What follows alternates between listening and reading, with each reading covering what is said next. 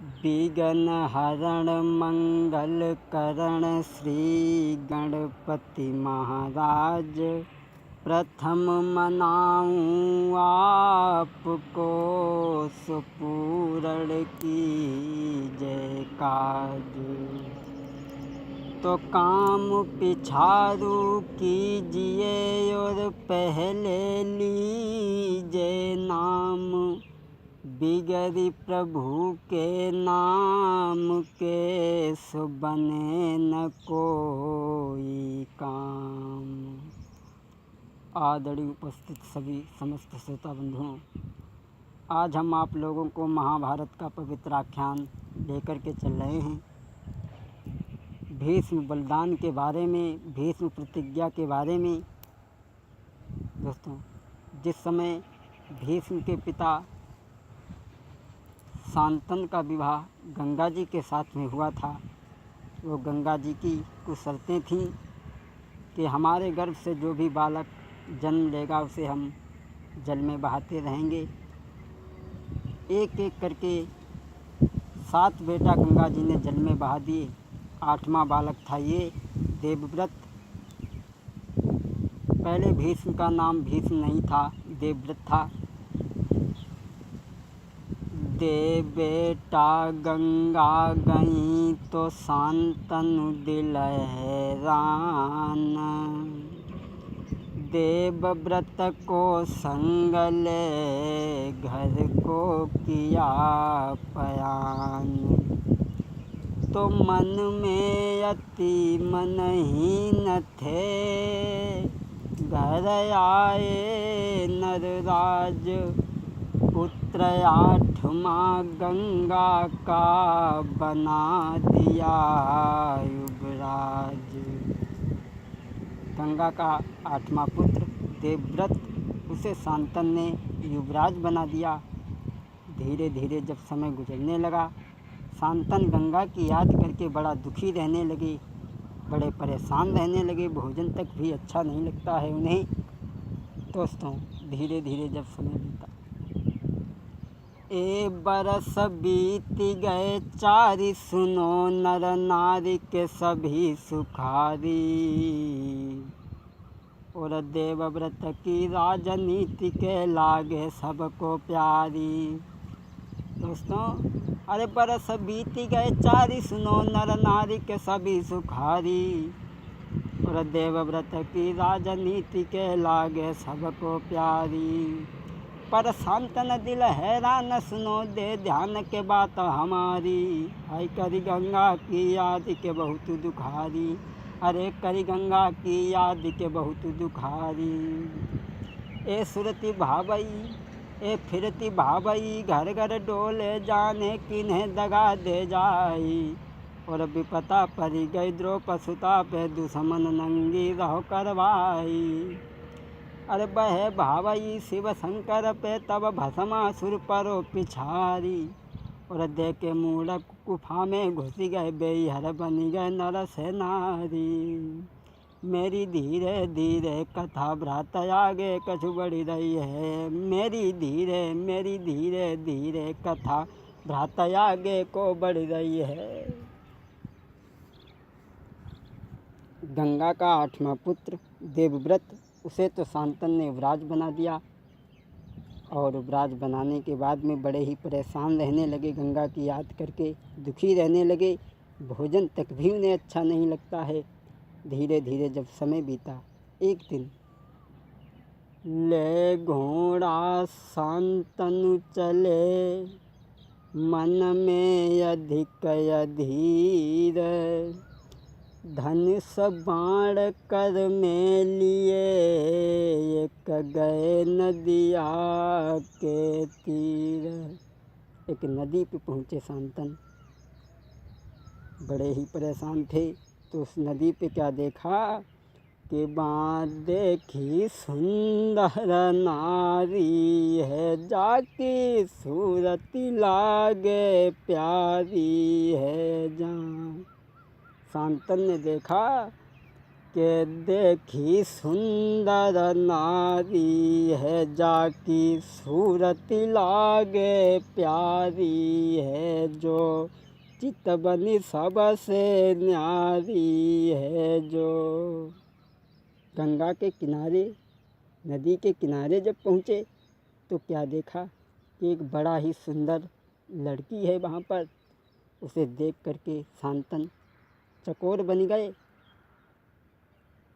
उसके चेहरा को तरस करके देखने लगी। दिल में विचार कुछ और आने लगी। जहाँ शांतन खड़े थे, हाथ से धनुष बाण भी छूट करके गिर गया। ऐसा ही नहीं दोस्तों, अरे देखी नारी की सुंदरताई, रही गए आंखें फारी। अरे देखी नारी की सुंदरताई, रही गए आंखें फारी। जब देखा जा सुंदर सुगर स्वरूप रे, जा सुंदर सुगर स्वरूप रे, जो होती मेरी नारी।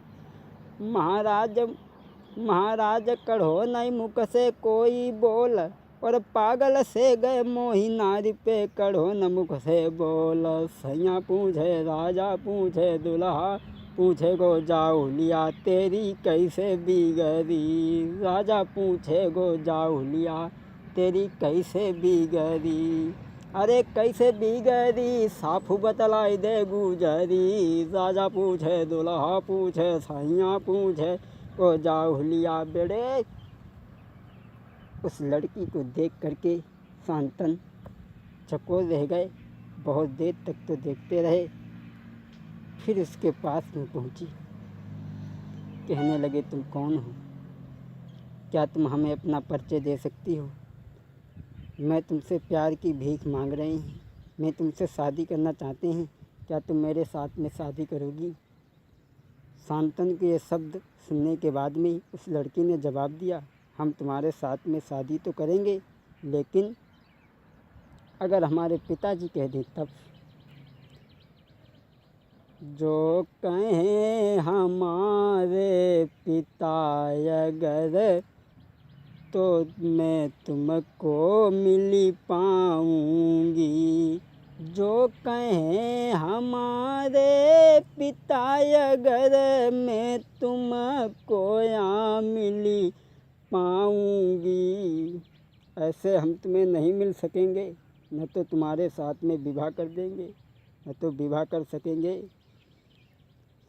तुम बात करो मेरे बाबुल से, जीवन भर साथ निभाऊंगी। बोली तुम हमारे पिता से पूछ लो, तो निषाद हैं, केवट हैं, तभी हम तुम्हारे साथ में विवाह कर सकेंगे। तो तुम बात करो मेरे बाबुल से, जीवन भर टहल बजाऊंगी। कहने लगी तुम मेरे पिता से पूछ लो, तब मैं तुम्हारे साथ चलने के लिए तैयार हूँ। अरे बिना पिता के कहे बिना, नहीं संगत रे चली पाऊंगी। मेरे बाबुल से पूछ ले, जीवन भरी टहल बजाऊंगी। उस लड़की ने कहा कि हम तुम्हारे साथ ऐसे शादी नहीं कर सकेंगे, न तो हम तुम्हारे साथ चल सकेंगे, तो मेरे पिताजी से पूछ लीजिए। शांतन उस लड़की के प्यार में इतने पागल हो चुके थे, इतने दीवाने थे, जो निषाद केवट के पास में पहुंची। हाथ जोड़ी शांतन कहें सुनो हमारी बात। केवट से कहा, हाथ जोड़ी शांतन कहें सुनो हमारी बात। मैं चाहता हूँ सत्यवती बनी नारी रहे मेरे पास। मैं चाहता हूँ कि तुम्हारी बेटी के साथ में विवाह करूँ। आप अपनी बेटी का विवाह मेरे साथ में कर देंगे क्या? और बोले आप हमें नहीं जानते हैं, मैं हस्तिनापुर का राजा हूँ और मेरा नाम शांतनु है और मेरा एक पुत्र है देवव्रत और मेरी पत्नी है गंगा। और बोले अरे मैं शांतनु भूप कहलाऊं, अरे मैं शांतन भूप कहलाऊं और हस्तिनापुर राज चलाऊं और मैं अपनी बात बताऊं रे बताऊं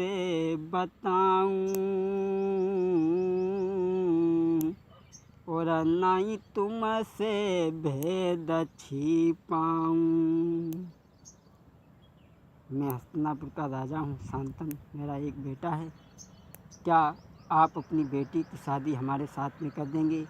तुम्हारी लड़की हमें देखने में बहुत अच्छी लगती है और पसंद है मुझे।